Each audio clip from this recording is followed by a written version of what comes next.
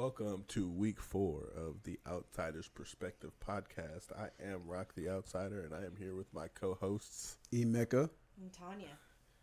And this week, we're going to be talking about re-entry. Really, we're going to be talking about the transition from the end of being in prison, getting out, and kind of living afterwards. So... yeah. And so for each of you, it was about a year difference. So we've got a couple different perspectives here. Yeah, because I got almost exactly a year before you did. Mm-hmm. So let's talk a little bit about the process leading up to being released. What did it feel like? What were you doing? It was... Okay, so for me, it was a little different because I had a date. Like, I had a max out date. So from the beginning of my sentence, like, I knew what day I was going home. Oh, wow. And so I think that helped. Is that not normal?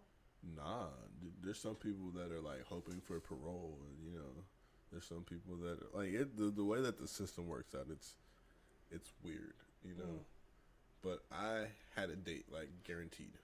Unless, I caught another charge inside, which I wasn't trying to do that. So, I think as my time got closer, I kind of prepared myself mentally. Because, there's not anything that the prison system does for you. Like, in my sentence, I was mandated to go to a halfway house my last 6 months or 12 months or however long. That didn't happen. Yeah. But the judge said that it was mandated, but it didn't happen. So I've seen people go to the halfway house, and it helps.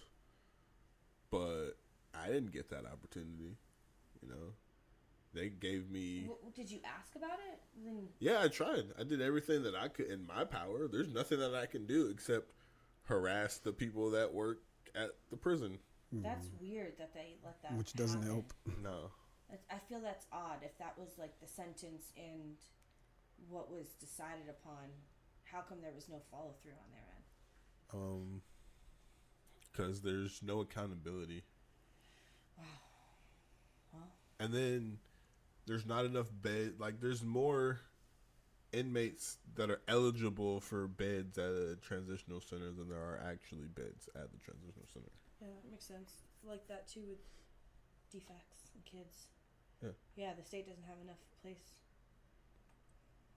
But there's plenty of places. That's the thing. It's like, I don't know, it's a lot of legal jurisdiction mumbo jumbo that I'm really not about to try to get into, but They make so much money off the system, the whole prison industry, that they really do have the money to accommodate the inmates that, are eligible for halfway houses and transitional centers. And the thing is, they're not trying to, like, it's called the Department of Corrections, but they're not trying to correct anything. No, trying to correct their pockets. That's it.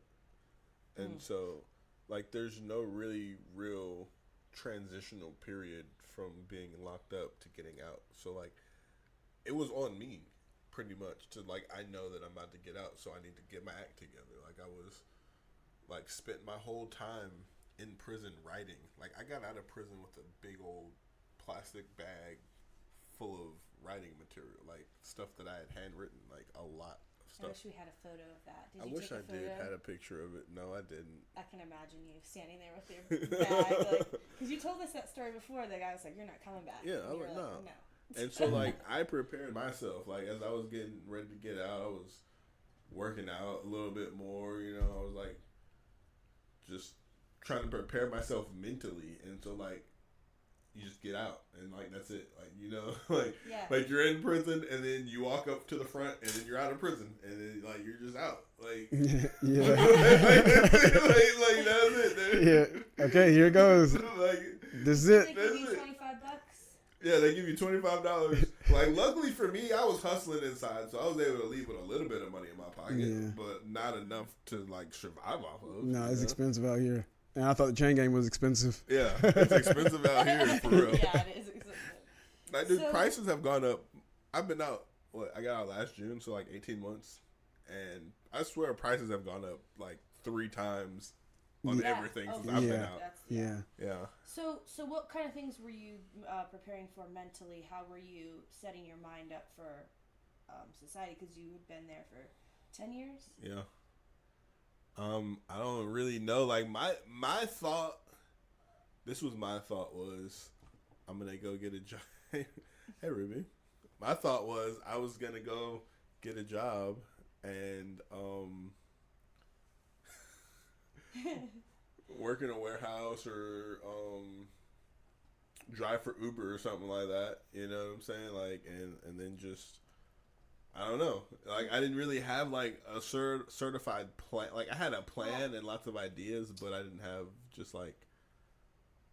You had housing, and that was that's crucial. So when you're I guess if you were in there, you're preparing. You're saying, okay, housing, job, and I guess healthcare. You know, are three things that are probably pretty immediate, right? Yeah, it's different for everybody though because not everybody has that housing. Like that's the biggest thing. Like I'm blessed that I have a family that is supportive of me because a lot of people get out and nowhere to go. They don't know what they're walking down the street like what am I supposed to do with $25? Yeah. Do they have transitional housing? I mean, you talked about the halfway home that was part of your sentence that they couldn't get you in, and I know I've heard people talk about just going into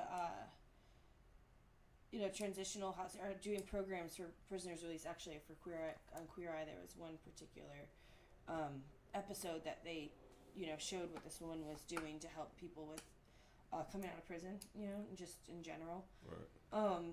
But it seems like the state's lacking that. So we kind of mentioned that before, but man, what a thing that would be to start a business to help people transition out because if they don't have families. Yeah, there's a lot of people that are big into like the formerly incarcerated movement of people on social media and out in the world, and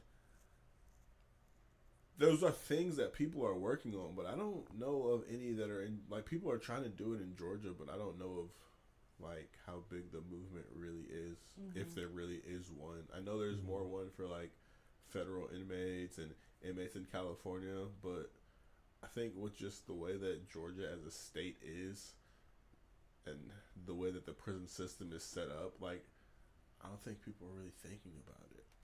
No, I mean I would never think about it, to be honest. Just living my life. That's terrible. Yeah, it's really unfortunate. So, so you had a date. You knew you were getting out. How about you? Did you know the day you were getting out, or did you kind of get caught off guard? Yeah, my situation is kind of messed up because I had a 12-year sentence, and I ended up doing 13 and a half years. I did an extra year and a half. When my date that I was supposed to get out was coming up, I had noticed, that there was like I didn't get credit for like a year and a half worth of time. So I went through the process, which first you have to write a grievance, and then you have to exhaust that, and then you have to. It's a process. It's a long, fucked up process.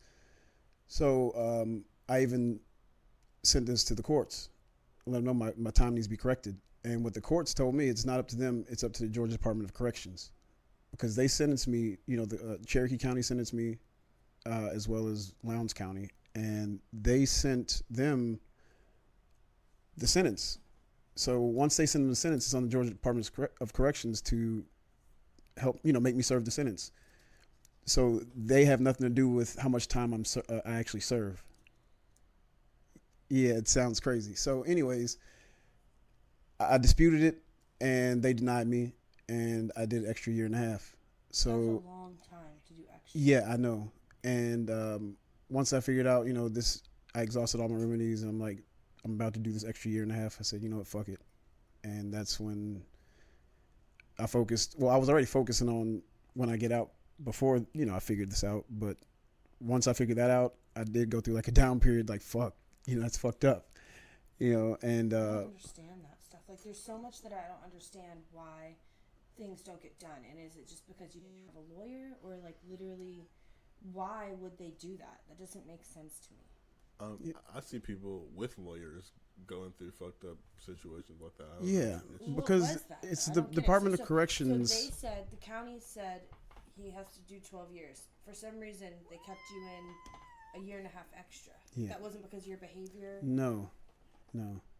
Well, I don't. I still don't I know. really don't get it. Yeah, I mean, I did the time. I still don't know, and I have all the paperwork. I calculated all the time, and they still So what made was me the do the process time. of that? You had to go to like the warden and be like, "Yo," Yeah, and correct it. and they didn't want to. They didn't correct it, so I had to send it. I had to file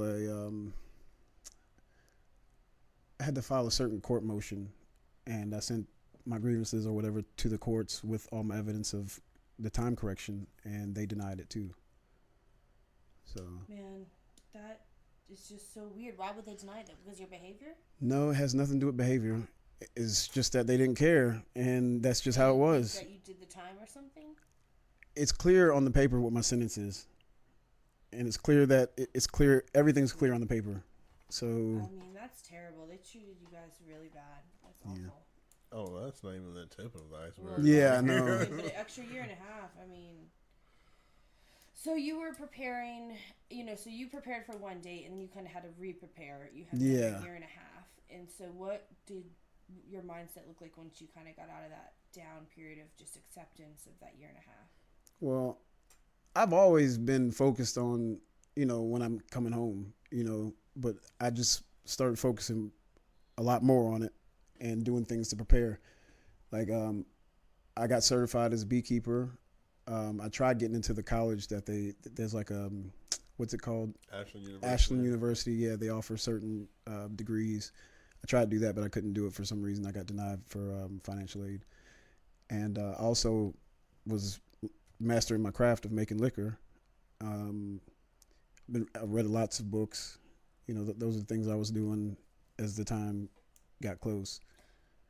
And obviously, I mean, you guys weren't, I don't think, maybe you weren't looking for trouble when you were in there, but like, did something change in your mind in the last 6 months where you're like, all right, like, I'm just going to try to stay to myself, or did you always try to stay to yourself, or what? Yeah, I get the question. And yeah, some people are like, well, I'm about to go home soon, so I'm going to start chilling out and stop doing this and stop doing that. Well, some people are like, yeah, I'm going to stop carrying my knife and put this down and this and that. And I'm like, well, these are the times where you really do need all that. Right. Because it's like the closer you get home, it's like more bullshit gravitates toward you. Why? It's People just mess with you more? not even, it just shit just happens. Yeah, I think it happens naturally. Like, yes, if some people know that you're going home soon, yeah, they might do certain Did shit. you share that with people that No. you were going You don't home? tell I didn't tell anybody. I think I told Outsider. Well, before Outsider left, I wasn't even 100% sure when I was going home. Yeah, you were still doing like a lot of paperwork. Yeah, that's what I was doing. Because you were technically supposed to go home before I did. Yeah, you remember that shit? Yeah. Yeah. Wow. But So you prepared your mind, you get out, you got $25 in your pocket. Someone pick you up? Yeah, my mom was waiting outside for Yeah. me. My mom was waiting. yeah, my mom was too. waiting for me. Yeah, my mom was out there waiting. Yeah. I got in the car. Like, oh man, I got My mom was there like 2 hours early. My mom was sitting sitting out out there. Yeah. Oh, that was crazy. Yeah. How did it feel? It was great. Like, it felt. At first, it didn't feel real because throughout the course of me being locked up, I've had plenty of dreams where I'm out. You know what I'm saying? And like you be doing all kind of like you have a whole day out, and then you're like, damn, I was asleep this whole time, right? Yeah. So like, I kind of was half expecting to like wake up still in prison. You know what I'm saying? Like, I was kind of like, I don't know. It was weird. Like, sleeping on my bed that first night was so awkward. It was. Did you fall asleep? Because I remember you did share with me that you were kind of amped up. Yeah, like I couldn't Were you really. able to fall asleep? Not really. Not at first. I couldn't. Like, I couldn't fall asleep. I couldn't use the bathroom on the right, like on a normal cycle. Like, Yeah. my sleep was messed. Cause like they wake us up at like what? What's breakfast? 6 o'clock in the morning. Yeah. No wonder we get up at Well, 5:55 a.m. every day. Yeah, I get up early every I get morning. up early now because I gotta go to work. Even when I was in there, when the doors pop, shit, I might not get out of the bed, but I'm up. Yeah, me too. Yeah. And like the doors pop at, I mean, it depends. 5:30. It's supposed to be 5:30. Sometimes at it's 5. 8. Sometimes at 5. Shit depends on who's in there. Sometimes it ain't locked at all. Yeah. So it felt good. But the transition was tough for you in terms of sleeping, eating. What was it? What was that all about? It was, I don't know, just because, like for one, I wanted to eat everything, but then I didn't know what I wanted to eat. Like there's so many options. Like I didn't know. The first thing that I ate when I got out was actually Panera bread. Oh, yum! Where'd you get? Whatever the steak sandwich was in like a Caesar salad or something like that. Bread is so good. Yeah, their food is good. I liked it. We were trying to. My mom wanted to take me to Cracker Barrel, but look. So here's a story. I don't know if you know where Sparta, Georgia is, but it's down like south, like Bumblefuck, Georgia. Yeah, Bumblefuck, Georgia, right? So we're driving up like whatever. I don't even know what highway road. I don't even know what route it is down there, but we're driving up the road and we see a sign for Cracker Barrel. Mom's like, "You want to go to Cracker Barrel?" Like, yeah. We pull into the parking lot. Like the parking lot's on the side. And when we walked around the building and all of the, I don't know a nice way to say this, but like the residents of that small town in Georgia, you know what I'm saying, was looking at me and my mom, and we were like, you know what? We don't like your kind around here, boy. They didn't say that, but they said it with their eyes, you know what I'm saying? So we got back in the car, and we was like, we just gonna go to we was like, no, let's go to a Cracker Barrel closer to the city. You know what I mean? Yeah.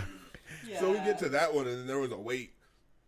So my mom's like, "You just want to go to Panera Bread?" I was like, "I don't care." At this point, I don't care. Like I'm happy to be out. Like I know. like the colors of everything was just so bright. Like it didn't even seem real. Like it was so, because like aside from being locked up, you're also going through sensory deprivation because everything is white. Sensory overload. Everything is white and gray when you're in. Yeah, everything is white and gray. Yeah, I could see that. The only thing that has color really is the TV. Did it feel loud to you out in?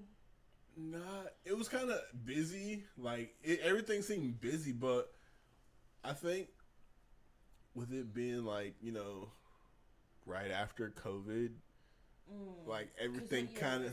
I got out in 22 in like June, so. You know, it was like kind of like everything was kind of trying to shift back to normal, but like what really is normal, right. You know what I'm saying? And so like I kind of got out in like an awkward time period anyway, so there really wasn't like a lot of, I don't know, excitement. Like, I don't know, for some reason, one of the things that I wanted to do was go to the mall. I don't know why. I love that. But I went to the mall and like we just walked around and like it wasn't like a lot of people there like I was expecting it to be. And I don't know what I was expecting. The mall ain't bumping no more like it was back in our day. The mall that was the shit. The mall and the movies. Movies are too fucking expensive now. Yeah, the mall was way too expensive. Even if you got, man, you might go to the mall with $12 in your pocket and walk around, because back in the day, the mall was a circle. Yeah. So you go and walk around, you might walk around the circle 10 times. Like. Man, I love mall Chinese food though. Oh man. So what was it like for you, like your first day out? Like what was your... Yeah, my mom came to get me, and I was supposed to get out 2 hours earlier. Like I said, my mom was there like 2 hours ahead of time. Yeah. And these people like drug their feet, you know, to do the paperwork or whatever. Yeah, same one. So when we finally got out, my mom's like, I didn't think they were trying to let you out or something. You know, I gave her a hug, and yeah, she had clothes for me and everything. And outside, even though I've been in that parking lot many times transferring, it just felt different, looked different. Everything was different, you know.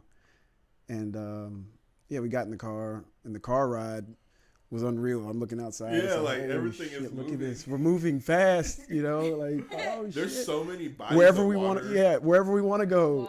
The water. Yeah, like seeing, like, there's so many bodies of water in that part of Georgia. Oh yeah, like, there's lakes, rivers, like all of that. So you guys have the it's same good vibe. nature out there, man. Yeah. But I just hate that it is where it is. I hate that the prison's there. Yeah. Because it ruins everything for me, at least. Yeah, I don't have no desire to ever go to that part of Georgia. Ever. Like the whole middle of Georgia.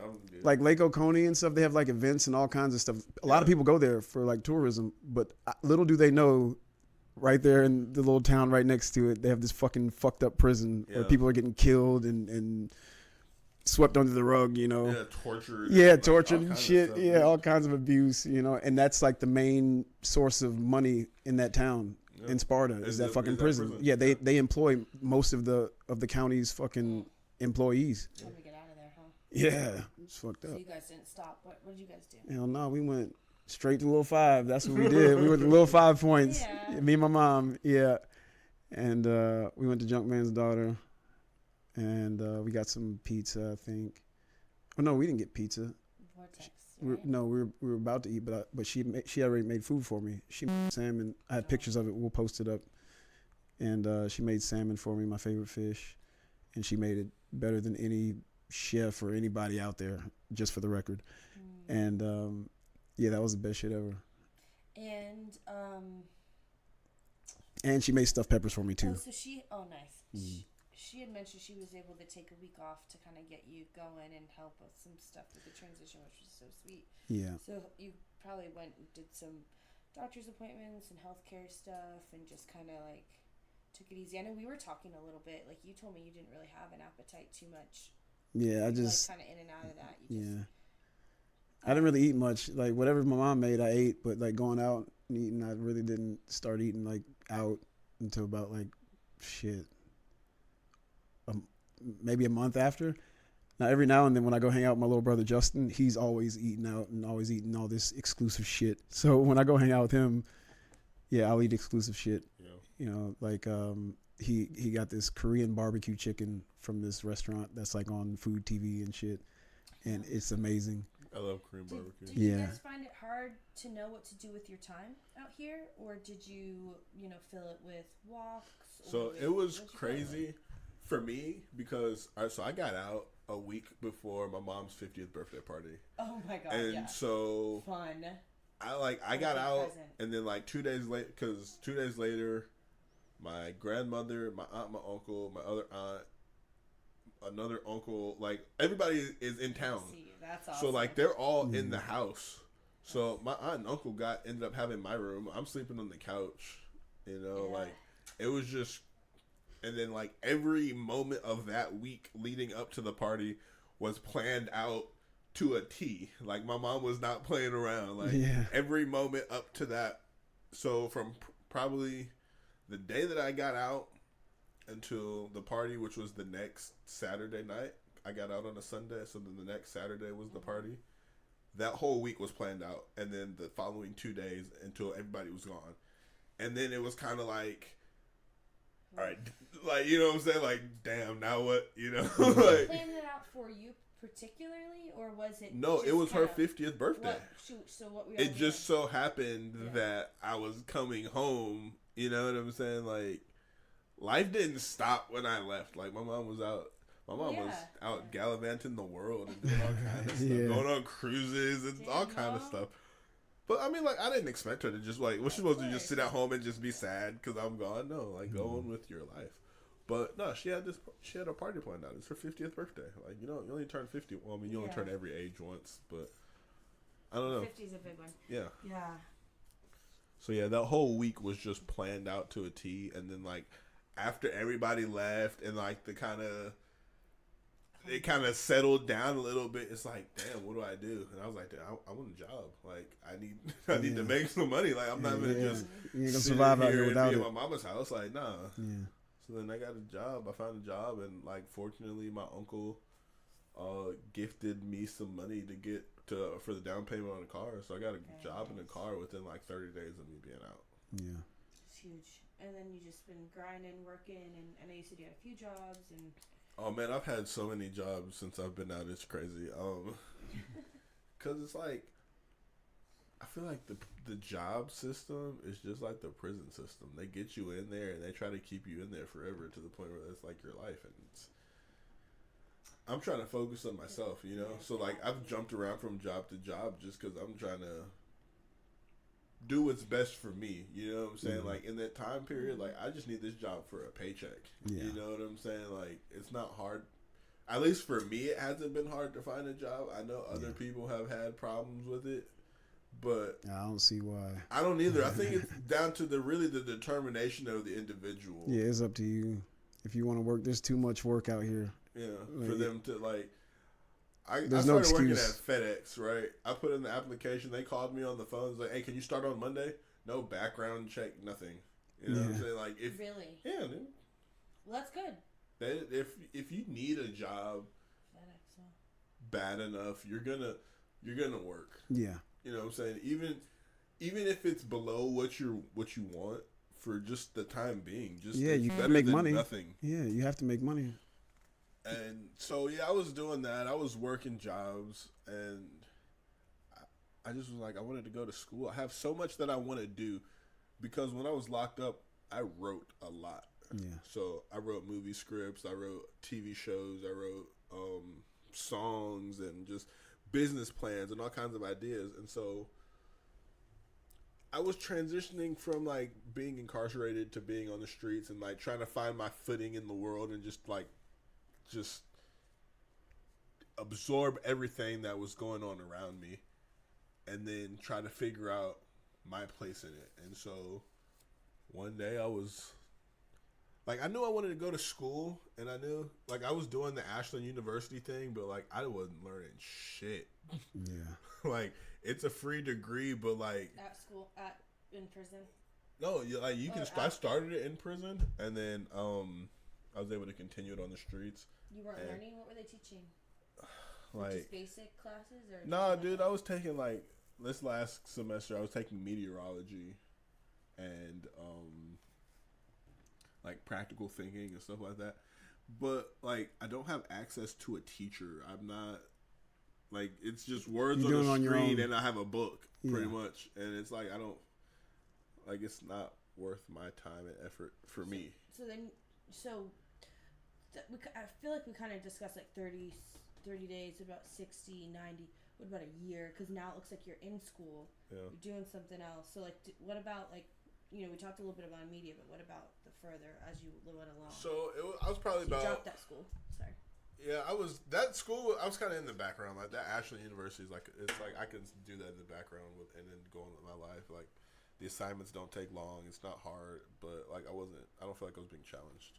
Mm-hmm. So as I'm going along, I'm just like, I really want to just go to school, and so I just did some research and started. Now I'm going to school for audio. And like, I feel like now the time that I'm using, like my day-to-day life with me learning stuff from school, is allowing me to prepare for my future, which I don't think in a way for like the 10 years that I was away. I mean, I guess, it was just life learning, life experiences being in there, it helped prepare me for my future. But I feel like now the choice is my hands. You know what I'm saying? Like, I have to get out there and decide every day what I'm going to do, and if it's going to prepare me for my future, if I'm just going to be one of those people who sits at home and lays on the couch all day, or ends up back in prison, Yeah. What about you, Mike? 30, 60, 90 is where you're at, I think. Maybe a little longer. What was that like for you? Like, what have you noticed so far? Yeah, I got home in June. And compared from when I came home till now, I've done a lot of things. So, I've got a job. It didn't take long for me to get a job, like 2 weeks. You had help? Yeah, I had help. I had a little help. Coach Lat, he helped me get a job doing carpentry. And my uncle helped me out with the truck because he has a business, in South Georgia somewhere, and he's living in DC right now, so the company's kind of, in the air. So he had an extra truck that he could let me borrow, and I'm pretty sure eventually he's gonna sell it to me. So I had help with that. But even if I didn't have help with that, I would have figured it out. But good thing I did. And whoa, kitty, sorry. Now, I have high expectations for myself. And I feel like in these 6 months, I haven't done enough, because it's like I'm 13 and a half years behind. So it's kind of like I'm catching up. I got to catch up, so there's it's like you're not going to catch up. I feel you're not going to catch up. Not right away. Not in 6 months, but you will. I feel that because like I'm constantly I wouldn't say necessarily like I'm comparing myself to people. Everyone does, though. But it's like I look at other people that are my age and see what they're doing. Yeah. And it's like everybody's so different. You know what I'm saying? And like I be wanting to there's so many things that I have wanted my whole life and that I want to do now still, and it's like you can't rush it, you know. Yeah. Like I was trying for that whole first year, like I was rushing. I was just like trying to live up in the moment and like trying to catch up with everybody and trying to say yes and do everything and like want to agree to go everywhere and like can't rush it. Like you have so much life to live. Now that with my current job, I'm driving dialysis patients. I see like people that are old, you know, Dying, like, yeah. and these are people like I'm only 30. I'm 31. You know what I'm saying? Like I got 50 years left. You know. Oh, confident, huh? Yeah. 50. I mean, my grandparents are still alive. No, I'm kidding. You know? Yeah. That's good. And like medicine is only getting better. Yeah, Like, technology yeah. is only getting better. Yeah. So It's all like, about taking care of yourself. right. And so like I'm not gonna rush.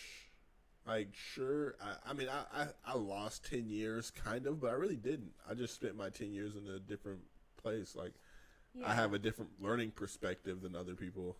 Much, yeah, and in good ways and probably in ways that are hindering. But I would say, like we talked about before, just how, you know, the creativity and the drive to actually do what you want to do and not get caught up in the riffraff and the noise, which Right. I feel like a lot of people out here do just because you're just going. You don't take the time to sit back and evaluate. But yeah. I was gonna ask you any advice for Mike since you're just a year in front of him, and like I know we've been hanging out a lot, but Yeah. like for how to approach, you know, the rest of the year and I was thinking in the about new it year. just because, like, doing this with you, and then I went to see one of the guys we were locked up with, Nacho. Mm. I went, like, the day he got out, he called me. Yeah. And I was like, bro, I'm coming. I'm pulling up. Aw. And I went to hang out with him. And, like, I gave him some advice because it's like, we need some kind of, like, a group of people that are going through similar things. Like, we don't have anybody that can really relate to what we're going through unless they've been through what we've been through. Yeah. You know what I'm saying? Like, even somebody that works for the state or something, they don't understand. They don't know what it's like. Yeah, and it sucks when you have people that want to help, but they're not helping. Yeah, You know, it's like I want to help. You know, it's okay. I know you want to help, but what you're doing isn't helping me. Yeah. You know, it What's an sucks. example? Well, just I don't know. Give You them. don't have to say it. Well, You don't have to say it, but like, Just- are you talking about people who on the outside want to help you? yeah. And then- When you come home, you know, it's like they have things set up to help, but They're not It- giving. it- they're, You want from the state, like from well, just people in general. Yeah, state, whatever. Many things, you know, and it's like, yeah, this is all good that you're trying to help me do this. it's but not what you need. It's, get yeah, what I you're saying. need certain things. Like I need a job. I don't need some food stamps. I need some kind of help with a career path. You know, Yeah. I need a vehicle. I need money. You know, these are the things that I need. You know, they have like little programs for to help your what's it like thinking. You know, like what's that thing that we all had to do? Reentry, Not the reentry. The other one. Matrix. No, I forgot the name of the thing. Oh, thinking for a change. Thinking for a It's change, motivation for a yeah, change. motivation for change. Dude, Like, that okay, shit was the biggest now listen, crock of shit. yeah, it is bro. now, but the thing is, it was cool, you know.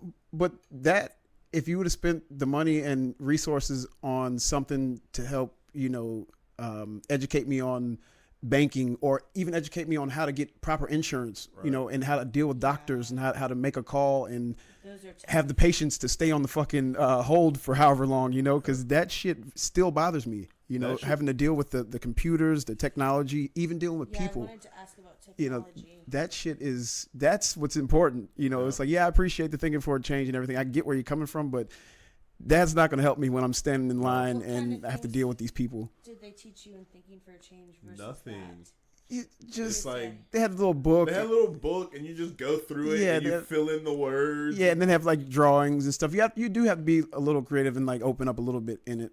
But yeah, that's cool with in there, you know, you're opening up with these people around you in this group that are about to be released, but that's not gonna help you, In you the know, real world. in the real Like, world. Like there's more nobody important knows things. that I just got out of prison. You know what I'm saying? And I feel like like I don't know. It's just like maybe the way that I'm approaching the world is different, and I feel like I'm standing out in a way because of I'm 31 years old. So there's certain things that I should know at 31 that I don't know because I spent my whole 20s incarcerated. Yeah. And like it's almost, sometimes it can be like embarrassing, you know? Okay, let me Yeah. tell you one thing though. None of us a lot of us don't know what we're doing, dude. I'll tell you, when I bought this house, I was like, oh my god, like I had to look it all up as I go, and it is really hard. And like some of these things with healthcare, I was telling Mike, like choosing your healthcare plan, like it is confusing, and not a lot of people know it until you sit down and you do it once and you really think through it, and then it comes easier. But like it shouldn't be too. I understand how you could feel that way, but I just want to like kind of tell you that even I've been out here and I don't know either. Like a lot of stuff. Like it's kind of a scam being an adult, but that's a whole other story. But I get it. I feel what you're saying. I'm not invalidating. I'm just saying it's hard out here, and yeah, they should do that, and not just in prison, but in schools too. They should be teaching. That's definitely something that I was thinking that earlier. Healthcare. They should teach us that in high school. Mm-hmm. Our institutions are lacking in what we actually need for life, and yeah, the money that I see that's spent in the DFAC system for sure, like where they spend the money versus where they should spend the money, it's just you see it in prison. Like they're spending the money throwing parties for the staff that the inmates aren't even allowed to come to every week. Yeah, and then like they'll buy us. Everybody get a 2-piece chicken meal. Yeah, you know what I'm saying? That chicken box, show it. And that'll make you don't understand how crazy people go over these fucking chicken boxes. Yeah, like that chicken, that Bojangles, man. Sometimes it don't even. It depends where you get it from. But like, let it be from like oh, we got Zaxby's that one time. Oh man, bro, nigga went viral. Nigga went crazy. Nigga went viral with that shit. Remember that? What's his name? I forgot it. Forgot dude's name, but he had bought a bunch of them. They had the stimulus checks and shit. He bought like 10 boxes of them for like $50, $50 a box. And so he has this little stack, and he gets online and puts a video up. Like, yeah, nigga, I'm still balling. I'm in prison. I'm eating Zaxby's in this bitch, So the victims of his crime saw this shit. And, they made a big deal about that shit. And then people started watching this shit. Yeah. Oh, wow. I can't think of his goddamn name. There was another guy that he got transferred for that shit. There was another guy that went viral. Nobody knows. Like, I didn't know, like, he'd just be in there recording shit, like, motherfuckers cooking liquor over here, or the way that they're, doing workouts, or how they're doing the punching bag, or whatever, or, you got the store man, he got all that, like, he'd just be recording stuff. Bro, they came in and locked the whole dorm down, and went and got him, and locked him up. Yeah. Fucking jackass. So what, I guess, the kind of maybe last question, unless you guys have other things, but what were some of the things that surprised you when you guys got out that were shocking, different, the same? Technology, dude. It's crazy. Like technology is fucking crazy. And this whole AI shit, which is because when I got out, I just got out. And when I got out, AI really wasn't like a thing. Right. No. Last couple years. Not even a couple, like ChatGPT, yeah, that just got big. I had downloaded it when I was in there. When I was in prison. You know what I'm saying? Like, all of this AI stuff is fucking mind-blowing. Yeah, I didn't know the extent of it. When the writers striking all this shit, they're talking about they're striking because of AI. I'm like, whoa, what do you mean? Like, what the fuck does this mean? They have AIs writing our movies and shit? Is that why everything's so good now? I don't know what it is. It's crazy. Like, this stuff is crazy.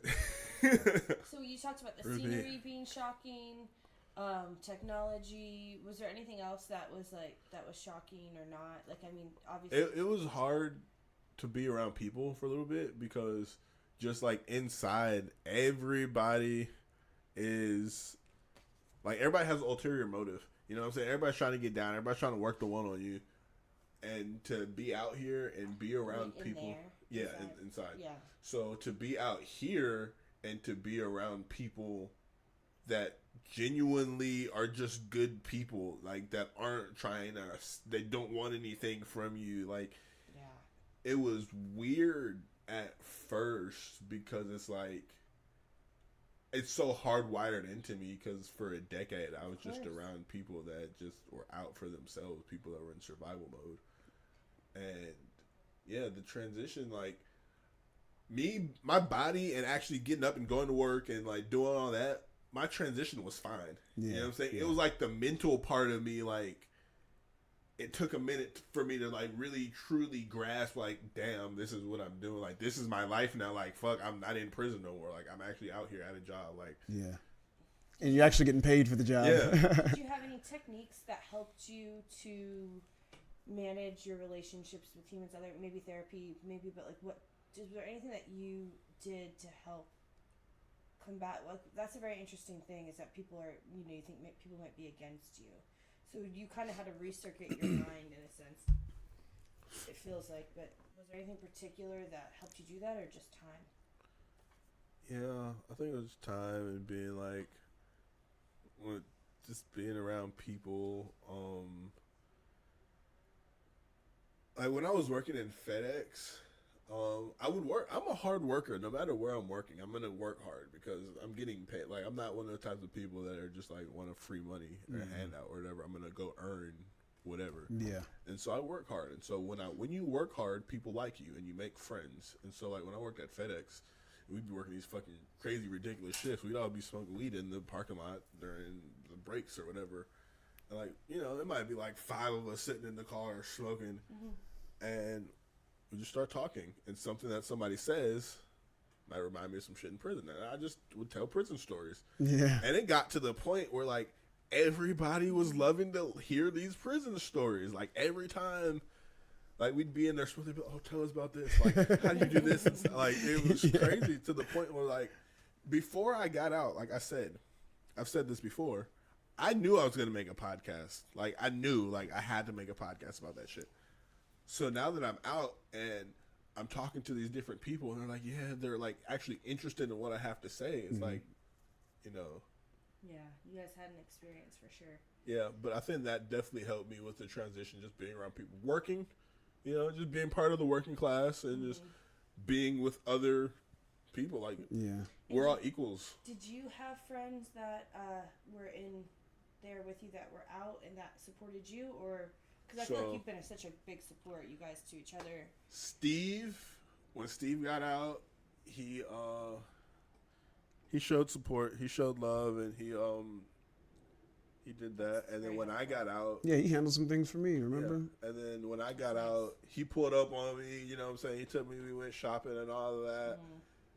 And his dumbass got locked back up because he did exactly what we told him not to do. We're not even going to get into that. Yeah, that's for another day.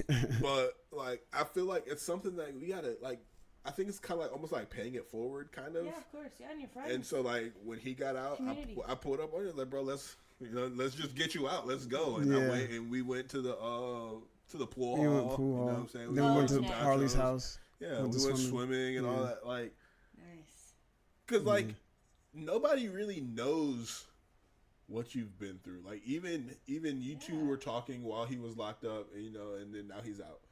Yeah, barely. Like, you don't, like, just on a day-to-day basis, there's just so much bullshit that we've gone through that it just, like, it affects us in a way that, like, no one else could understand unless they've been inside of a prison wall. Yeah. But see, a lot of that shit that we dealt with, it helps me to deal with a lot of these people out here. Yeah, you know how when the female officers start acting all crazy and shit, and it's kind of like going to the DMV. You know how the DMV people act. Exactly. You know, it's like, okay, I know exactly why you're acting like this, and I know how to handle this. You know, it's just give them the silent treatment, or act like she didn't say it, or you know, give a response that just nullifies everything. Ignoring people makes when you just are unbothered by other people's actions, they try so hard to get under your skin. Yeah, and it's like it's not makes gonna work. them so much madder that they can't get to you. Just trying to go about your day. But like once you know that like it has been worse and it can be worse, like the day-to-day stuff here is like no problem at all. Yeah. Like I'm not worried about like I can stand here and talk to somebody and not worry about if your homeboy is gonna come and hit me in the back of the head with a lock or something. You know what I'm saying? Like I can. Safety. You're rewiring your brain for safety. Yeah, but like safety out here is different. Like, I feel like I'm more in control of my own safety in a way. Definitely.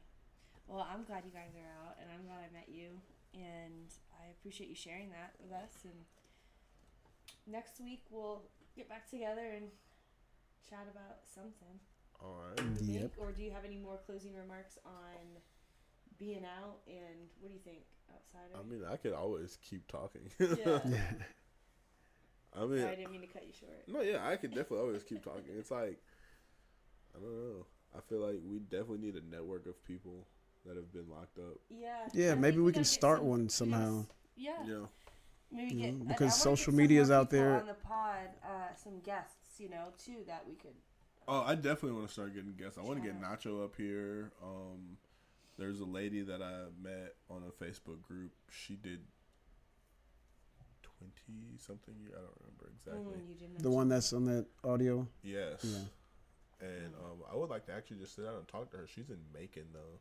Get the female perspective. Yeah. Yeah, we might. We might have to make a trip. We can do that. Sounds fun. We've been wanting to travel, so maybe next time we'll be in Macon.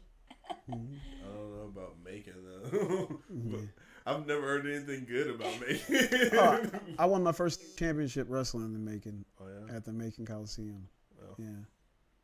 That's my only good memory of Macon. It's a great memory. That's a great memory. Yeah.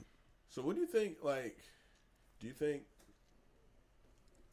that the time that you did in prison is like giving you an edge over people? Do you think like you have a different perspective of like? Yeah, and some. Yeah, definitely, in many things.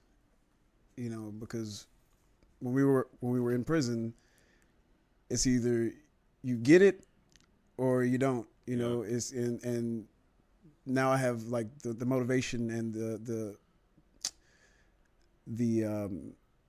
I don't know, the mind to go and get it now. Right. Like if I'm tired, it doesn't matter how tired I am. I'm getting my ass up early and I'm going to get it. Right. It's on me to make the money. It's on me to handle my business. It's been like that in there all the time. Yeah. And it's definitely like that out here. Definitely like that. So yeah, I have an edge with certain things like discipline. Like I can sit still for hours. I can sit in a room by myself in the quiet for a long time. A lot of people can't do that. Sit still. No, they can't. Like they have to do something, minutes, and they have to be moving. And got the phone. It's like use the what's going on? And that's something that I've noticed. It's like what's one of the biggest things that I noticed. As far as like changes out here. And you were saying something about technology. Well, what I feel is a huge change is the people, and I think it's because of the technology. Yeah. It's like talking to people is weird now. So it's like a lot of people don't even want to talk. The first couple weeks I was out, I went to the mall a few times and shit. Went and bought some boots and everything, and I never really had game. You know what I'm saying? Like I just found women, however, just by being me. Talking to them. Maybe saying something witty, and then we have a spark up a conversation. So, like the first 2 weeks I was out. I was doing what I used to do and trying to make conversation with people, and people were kind of like, I'm like, hey, I'm talking to you. Yeah. Now, if I was on like Messenger or Facebook or TikTok, whatever the fuck people, get on and said the same thing to her, she probably, hey, hit me up with hard to say, hey, how you doing? But I say it to you in person, it's like, oh, get away from me. I think that the social media shit has really done a number on people, because like their social interactions are completely different from what I remember 12, 15 years ago. That and like between the technology and like the gentrification of Atlanta and the metro area, like just the way that people move in situations is not the same as it used to be. No. Like teenagers are not the same. Like when we were teenagers, we didn't have smartphones. Like you might like have a Motorola Razr or like the little Nokia. Yeah, I had me a little Nokia. Yeah, like that's what we had. Like when we wanted to go find each other, we had to go find each other. Yeah, you tell me where you are. I'm meeting you upstairs. There, and you look and use your eyes and engage. And I feel like a lot of times people aren't looking and using theirs. I would find myself doing that too. Like because I would ride my bike to the Beltline to and from work, and there'd be days where I would look up, and there'd be days where I just was so centered and right. It's just. because you can be, because you don't need the interaction of people when you have it on your phone. Right. I think that's something that people lack, this is one of the biggest pet peeves of mine, I think, is that people lack situational awareness. And, like, being in prison, your situational awareness is heightened so much because at any moment, anything could happen, and you don't know how it could affect you, you know, or you don't want it to affect. Like, if you know, like, I don't know, you just got to be ready for everything. You just got to be aware of your surroundings at all times. And, like, people are so off guard all the time. Like, all the time. Are so unaware of my presence. You know what I'm saying? And, like, if I was a malicious person, which I'm not, right, I could, like, there's just things that because of what I've seen people do to each other, I could be like, damn, this is, like, I could easily do this to this person, and, like, but and nothing. Like, nothing. And, like, and it's just because they were so unaware of my presence. It's crazy to me, like, just people and just their inability to be aware of their surroundings. What about you? Yeah, I do notice that. Yeah. But people did that a lot in prison too. Yeah, that is true. Yeah, come on, there was a lot of idiots standing around like, hey, you know, what's going on, man? There's a war going on. You know, it's like the whole day room's quiet, and they're standing out there like, yeah, I'm about to go work out or something. It's like, fool, there's no one out here in the middle of the day room. You hear crickets chirping. That means something's about to go down. There was this one time I was at Smith, and the Bloods and the GDs got into it, and so they're lined up, shoes on. All the Bloods are over here on one side. All the GDs are over here on one side. And there's a little Blood dude standing in front of the TV. I'm talking about this close to the TV, just stand there. You're like, bro, you going to be the first one out. They going to go straight for his dumb ass. Get him first. Like, yeah, I don't know how people can just not be aware of their surroundings. I don't know. It's just amazing to me. Oh, I can see how they are out here like that, you know, because everybody's looking at their damn phone. Everybody. All the time. You know, definitely when driving, it's illegal here to do that now. And they still do it. People still do it. It's like they do it more. Yeah. You know? And they don't even be trying to hide. It'd be different, like you trying to hide it. Yeah, looking down. Like, no, people got it up here. Yeah. FaceTiming while driving. I've been guilty of that. See, you know, it probably causes more accidents now that people try to hide it, because now they have to hide it down here and look down instead of looking at the road. But I mean, you know, instead of having it up here and looking at the road at the same time. It's no worse than back in the day when you got the big CD book or a map. Yeah. CD book. Yeah. Holding stuff in your teeth. Yeah. Trying to get it. Women with putting their makeup on while driving. Yeah. People, I guess people just in general just aren't aware of their surroundings at all. I don't know. There's something to be said about trying to wake up every day with a sense of awareness, living a life of awareness. And I actually have a book about that so much that, because I feel like I lost touch a little bit about how to be aware of every day. Like, just, you're making a choice to live, and especially for you guys, you know, this is everything. You know, you didn't have these choices before. So I don't know, I try to remind myself with these little passages I read every day about how to live a life of awareness, but it's just really hard to get caught up. Right. It's really hard to not get caught up in whatever the buzzing is, the noise, I like to call it, you know. Yeah, that's a good word. So, but that's all we can try to do is keep it aware, keep it real, and I don't know. I don't either. I think that we should develop a sign-off, something we say at the end of every episode to be like, I don't know. Keeping it with the outsider's perspective, like it kind of keeping an awareness, this outsider's perspective of awareness. I think my perspective is, I don't know. What is it? Sure. I don't know. I feel like I just have the way that I was raised, and like just a lot of the things that I went through in life, I feel like give me a different perspective than most people. Like, I don't know if there's a lot of people that just have been through I mean, no one has been through exactly what anyone else has been through. You know what I'm saying? But a lot of times people go through like these like generic cookie cutter type situations, right? And I feel like, I don't know, the types of situations that I lived in my life, I'm not trying to, and it's not like anything that I'm trying to brag about or anything like that. I just think that it gave me a different perspective on just everything. Yeah, it made you who you are. Yeah. Shit. And I feel like being out here, and like I drive all day, and so I swear like 98% of people are fucking NPCs, bro. Like never What's that mean? non-playable character, like in a video game, with, like all the characters in the background. Yeah. AI, yeah. But it's just like they've never had an original thought. They're the people that America wanted them to be. You know what I'm saying? Yeah, the people that America thrives on. The get up, go to work, don't ask questions, go home, make your little fucking food, and feed your family, and go back to sleep.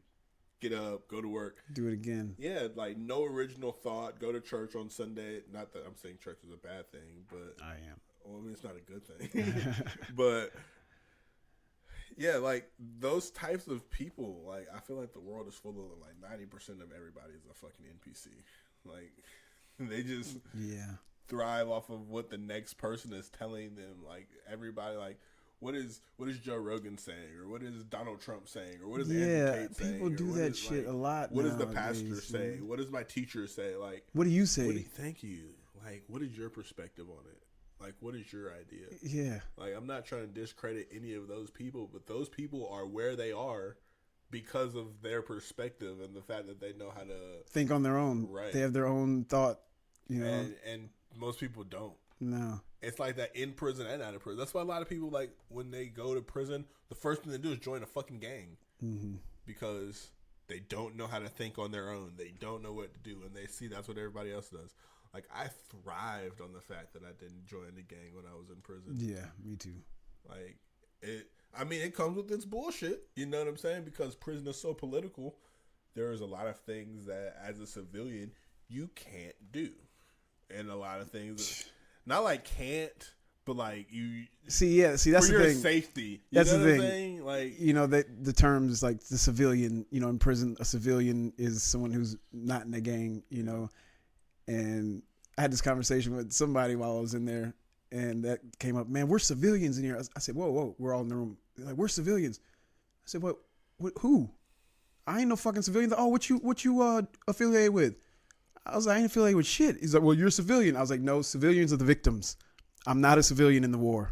You know what I'm saying? I'm a guerrilla or something, you know, but I'm not a civilian. So, you know, you can be a part of the fucking war and not be on the side. You feel what I'm saying? Yeah. So yeah, I never accepted being a civilian because there was nothing civil about me in there. Yeah. You know, there was nothing civil about being in there. Yeah, like, yeah. But I definitely feel that. Like, I don't know. It's just being able to think on your own. It helps with just even like we said in the very first episode. It's about your mindset more than anything. And if you have the mindset of success, then you're gonna succeed. Yeah. If you have the mindset of, oh, I just got out of prison, I'm a victim, oh, that's failure. I don't have, then you've already failed. Well, that's any adversity in life. You can't let that define you. Mm-hmm. It will define you in a sense because you're gonna figure out, hopefully, how to overcome and how to, you know, get around or go through. Really, the only way through, I think, the only way to get through anything. To just keep go going. through it. Yeah. To deal with anything is to go through it. Yeah. So, and that's what gives us each our own perspective, the outsider's perspective, the Emeka perspective, the Tanya perspective. So I couldn't say perspective. I said the perspective. This is in the outsider's perspective. Well, yeah. We will see when it comes to perspective. You know, that's the outsider's perspective. I used to tell people that I'm nobody. They're like, who, you know, what you mean? No, you're somebody, man. Don't say that about yourself. I'm like, I'm not saying anything negative about myself. I'm saying I'm nobody because I do what nobody does. Yeah. You know, I think the way nobody thinks, you know, so I'll have the nobody's perspective. You know, it's crazy when it comes to people like the way that we moved when we were locked up. People either fucking hated us for tried to find something to make them not like us, or they genuinely fucked with us because we were real motherfuckers. Well, you know, everybody respected me there. Yeah, everybody respected me. The gangs and all that shit. Yeah. You know, I was making money doing everything that civilians aren't supposed to do, and I was the first one doing it. Yeah. You know, because you know I got respected. You know, just because I was myself. Yeah. That's the best way to be. Just be yourself and be like. I'm in prison, and everybody walking. What's up, Shouty? Where you from, Shouty? What they call you, Shouty? I'm like, my name is Emeka, and that's what they call me. Oh, man, nigga, you talk like a white boy. I said, no, I speak properly. Yeah, I hate that shit. Look, I hit him with it one time. Like, man, you talk like a white boy. I said, look, go out to the day room right now and go find one white boy out there that speaks as proper as I do. Man, you know what I'm saying, man. It's like, no, you don't know what I'm saying. You don't know what you're saying. Yeah, come on, man.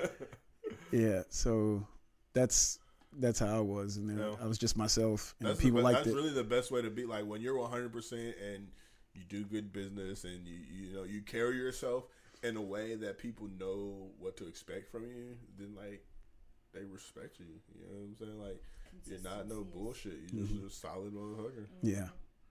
What if our sign off is like perspective, like The Simpsons? Well, I figured we just like signing off, episode whatever. And this has been The Outsider's Perspective. Yeah, and everybody just make a comment. Hey, just look right into the camera. Comment. Get all Remember to stay aware and stay outside. I like that. And don't do drugs. Do drugs. All right, we'll see you guys next week, man.